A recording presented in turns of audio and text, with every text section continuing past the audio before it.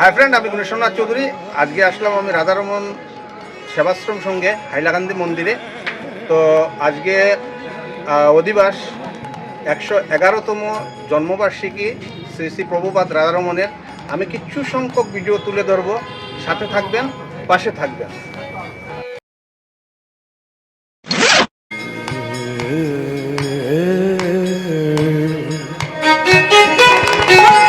কৃষ্ণ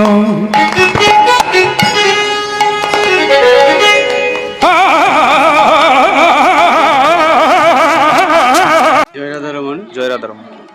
আমরা এই প্রতিষ্ঠানের নাম শ্রী শ্রী রাধারমন সেবাশ্রম রবীন্দ্র সরণী। আমরা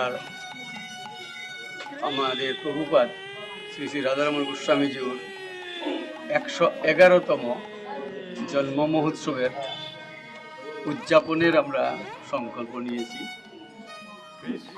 আজ শুভ অধিবাস দিয়ে সেটা সূচনা হবে।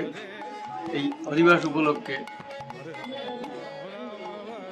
যে জল ভরা হয়, সেই জল ভরার জন্য ইতিমধ্যে আমাদের মাতৃবৃন্দ কলসি নিয়ে বিভিন্ন ঘাট থেকে জল সংগ্রহের জন্য বেরিয়ে পড়েছেন।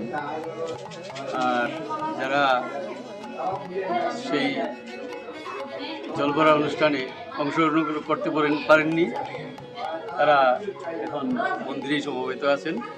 আগামীকাল ভোর 4টায় মঙ্গল আরতির মাধ্যমে শুভ অনুষ্ঠানের সূচনা হবে। তারপর ক্রমান্বয়ে ভক্তিমূলক আলোচনা, প্রভুর জীবনী পাঠ, গুরু গীতা পাঠ, তারপর সমবেত পুষ্পাঞ্জলি। সমস্ত দিন ব্যাপিয়া আমাদের গুরুদেবের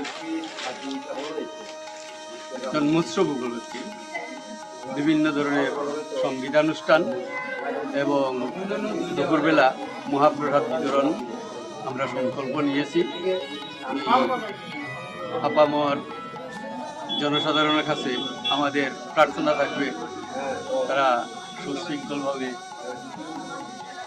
আমাদের অনুষ্ঠানে উপস্থিতি প্রদান করে, প্রসাদ ইত্যাদি গ্রহণ করে অনুষ্ঠানের উপভোগ করবেন।